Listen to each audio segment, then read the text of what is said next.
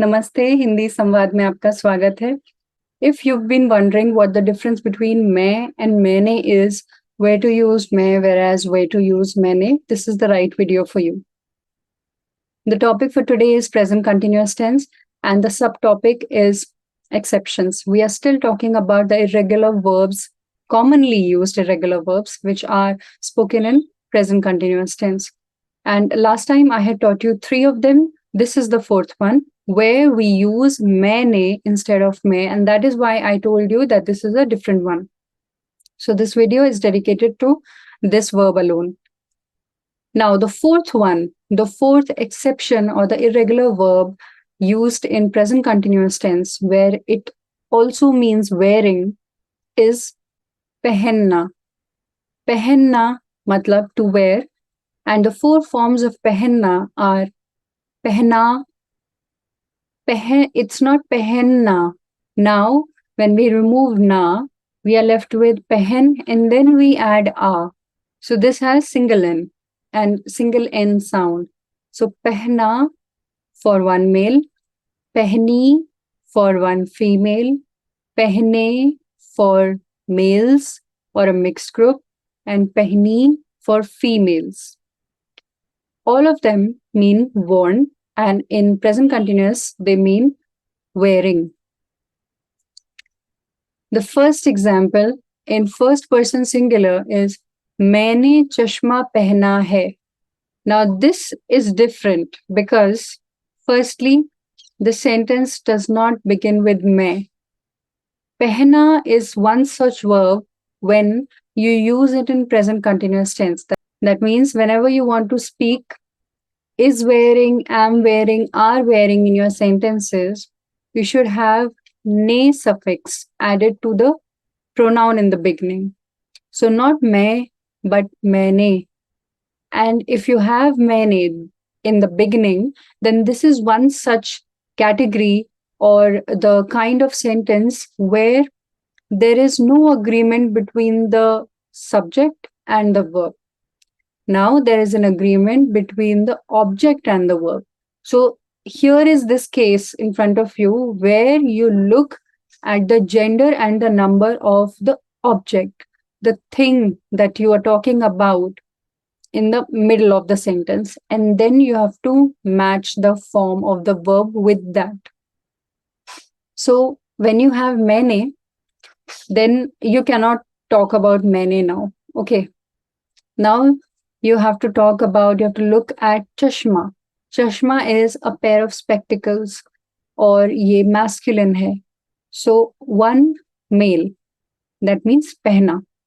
मैंने चश्मा पहना है, and then end with a singular helping verb. So मैंने चश्मा पहना है. So the whole thing, the predicate of the sentence, चश्मा पहना है, all the words agree with each other. So पहना है accord with chashma and not मैंने. Okay.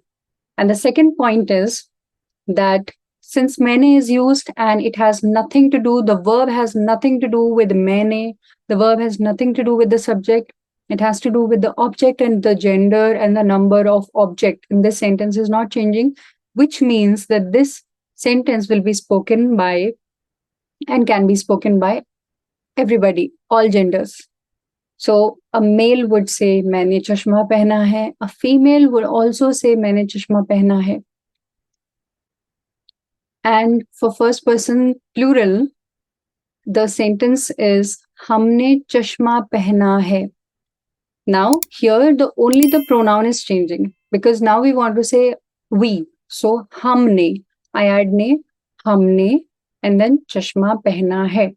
Note that the predicate, the rest of the sentence is not changing because I am not changing my object. It's still one pair of spectacles. So chashma and then the agreeing verb with it. So pehna hai. That part will remain the same no matter who you talk about. So once again, मैंने चश्मा पहना है for males as well as females. हमने चश्मा पहना है, meaning we are wearing spectacles. Now for the second person singular. तूने चश्मा पहना है. The pronoun changes. So you, one person, where two is only used for one person. That is why I said one person. You are wearing spectacles. तुमने चश्मा पहना है. Tum is used for one and many. So depending on the situation, it can mean you, like you, one person, are wearing spectacles, or you, a group, are wearing spectacles. Similarly, आपने चश्मा पहना है. Aap is also used in both the categories, singular as well as plural. So, you, one person, or you, a group, are wearing spectacles. And in third person singular, इसने चश्मा पहना है. Now, we don't say ye ne, because that is the effect of ne that it has on ye. Ne has an impact on ye. That is why it changes to is. If there's no ne, it reverts to ye. It goes back to its the subject pronoun, the original form, that is ye. But here we cannot use ye because we are using the word wearing in this sentence. And wearing, pehenna, is the verb where you have to add ne to speak in present continuous tense. So isne for this person, whoever this person is, whether male or female, इसने चश्मा पहना है. मतलब he, this person, is wearing spectacles, or she, this person, is wearing spectacles. Then usne means that person. So he, that man, or she, that woman, is wearing spectacles. And for plural, if you mean these people or those people, then once again, it's not ye ne.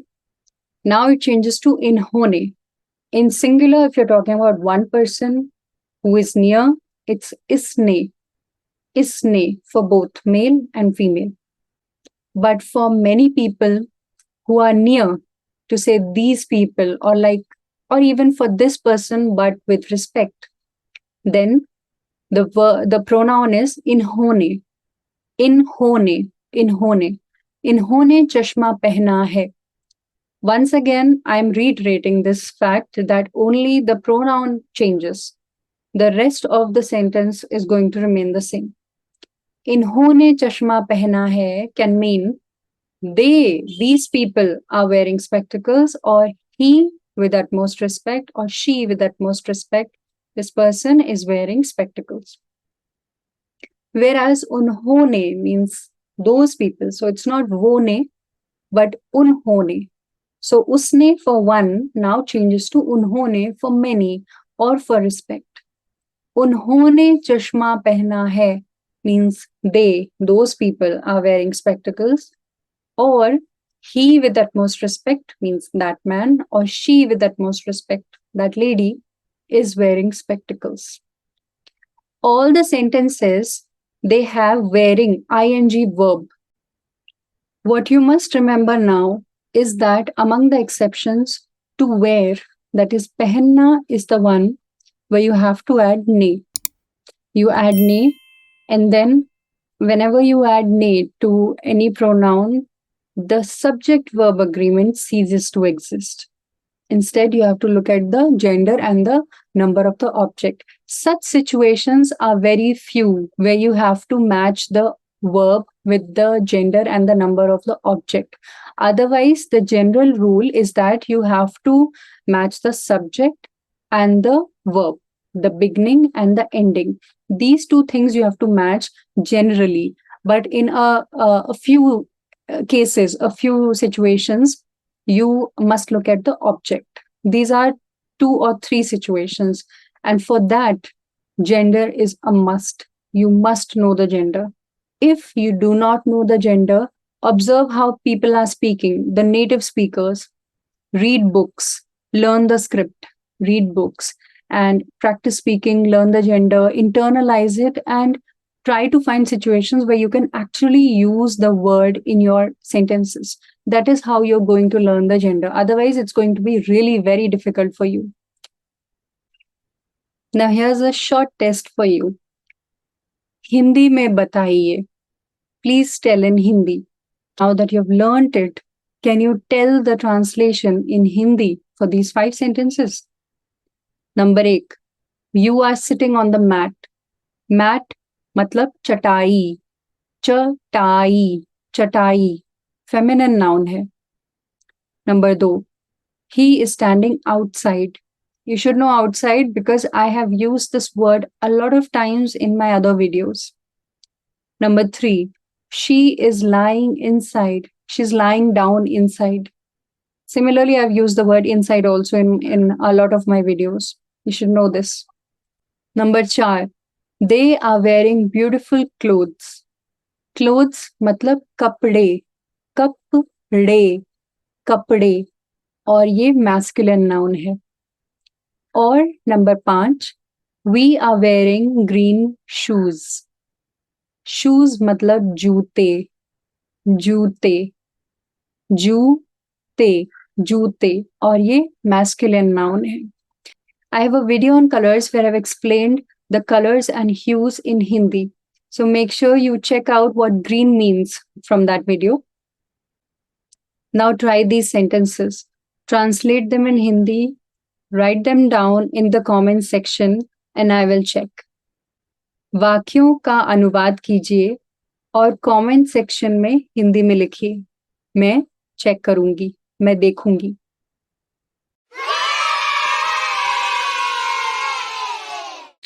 My first shout out is to Shimizu, who writes below 2-word sentences video and says, "Thank you so much. It helps me practice Hindi more." Most welcome, Shimizu. My second shout out is to Anuradha, who writes, "ये जवानी है दीवानी में Deepika Padukone R K को बोलती है कि मुझे तुमसे प्यार हो जाएगा फिर से. मुझे तुमसे प्यार हो जाएगी क्यों नहीं हुआ?" The dialogue is मुझे तुमसे प्यार हो जाएगा. Why is it not मुझे तुमसे प्यार हो जाएगी? The reason is similar to the one that I've given in this video.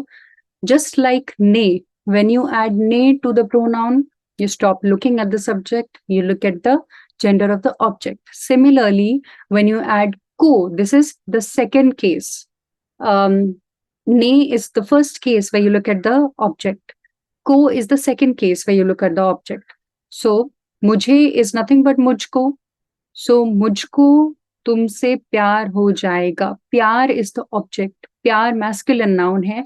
And that is why the verb is pyar ho jayega. Whether a male speaks this or a female speaks this does not matter because the gender of pyar is singular, masculine. It's masculine. So it's always going to be mujhko / mujhe tumse pyar ho jayega. And my third shout out goes to Ashwin, who writes, "Thank you for making a video on the topic. Not only I learned words related to money in Hindi, but also few words in English."